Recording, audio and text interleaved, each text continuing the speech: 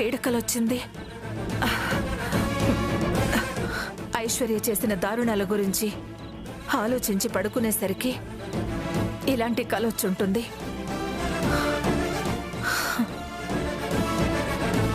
విఘ్నేశ్వర, రేపు వినాయక చవితి సందర్భంగా నీకు భక్తి శ్రద్ధలతో పూజ చేసుకో.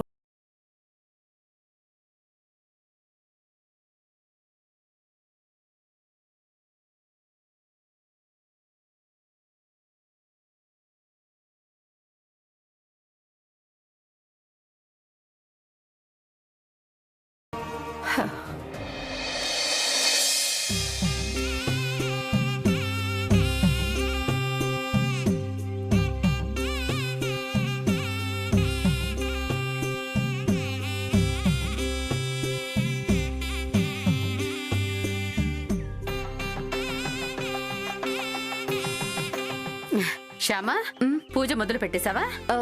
ఇంకా లేదు వదినా, ఇప్పుడే మొదలు పెట్టబోతున్నాను. రండి కూర్చోండి. సరే పిల్లలు అలా కూర్చోండి.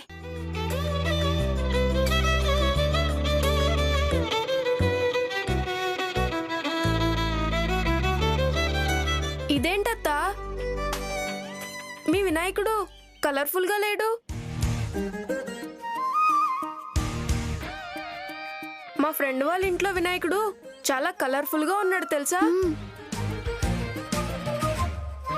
రాజా, గణపతికి ప్రకృతి అంటే చాలా ఇష్టం. ఆర్టిఫిషియల్ రంగులు ఇష్టపడడు. ప్రకృతిలో సహజంగా దొరికే వాటితోనే గణపతిని పూజిస్తే ఆయనకి ఇంకా ఇష్టం. ఆయనకి అలాగే ఇష్టం కాబట్టి మనం అలాగే పూజ చేయాలి.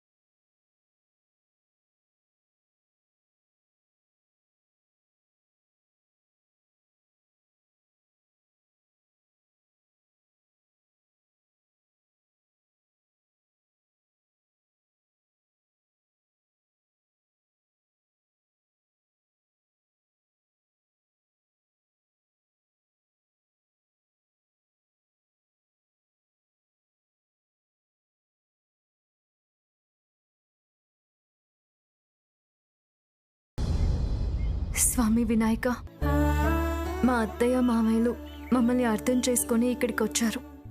సంతోషంగా ఉన్నాము. వాళ్ళు ఎంతో ఉన్నతంగా బతికారు. ఈరోజు మేము ఇలాంటి పరిస్థితుల్లో ఉన్నా కూడా మాతో పాటే ఉండడానికి ఇష్టపడుతున్నారు. ఈ వయసులో వాళ్ళకి కావాల్సింది ప్రశాంతత. వాళ్ళు ఎప్పుడూ ప్రశాంతంగా సంతోషంగా ఉండేలా నువ్వే చూడాలి స్వామి.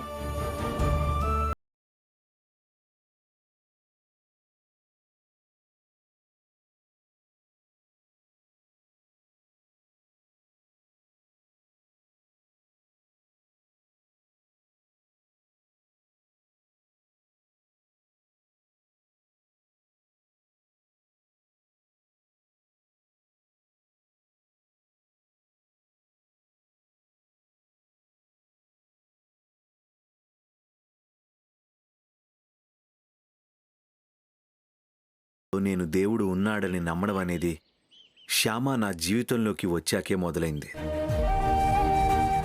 మాకు ఎన్ని కష్టాలొచ్చినా గాని నా ప్రతి కష్టంలోనూ శ్యామ నాకు అండగా నిలబడి ధైర్యం చెప్తూ వస్తుంది. నా ప్రతి ఆశకి శ్యామ శ్వాసలా పనిచేస్తుంది.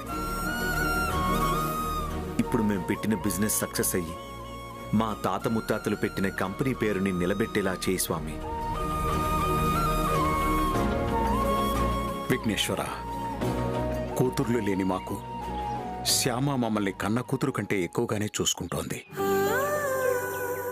మేము తనను అర్థం చేసుకోకపోయినా, ఎన్నోసార్లు అపార్థం చేసుకుని అవమానించినా తను మమ్మల్ని అక్కున చేర్చుకుని ఆదరిస్తోంది. మమ్మల్ని ఎంతో ప్రేమగా చూసుకుంటోంది. అఖిల్కి అండగా నిలబడుతోంది.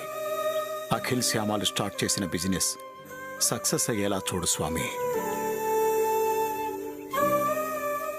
నాకు పరీక్షలో మంచి మార్కులు వచ్చేలా చూడు స్వామి.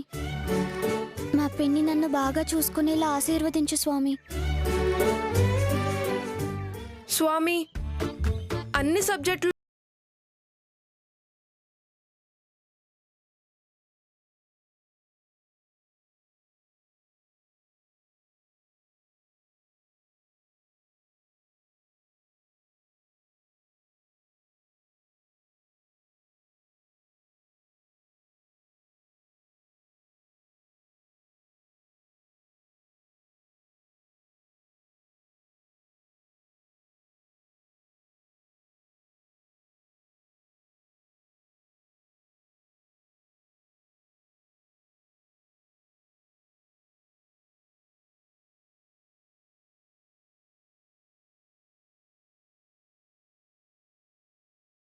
అవునత్తా.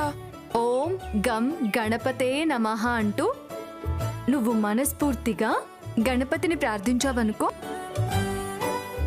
నీకు బాగా చదువొస్తుంది. బంటి కంటే నాకు బాగా చదువు వస్తుందా? తప్పకుండా వస్తుంది.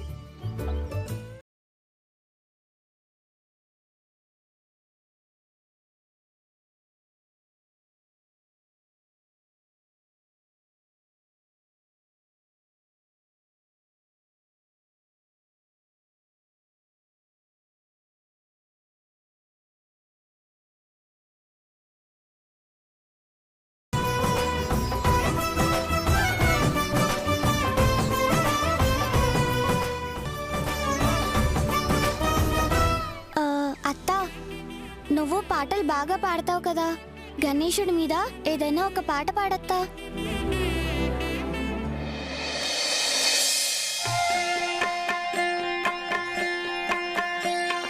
శ్రీ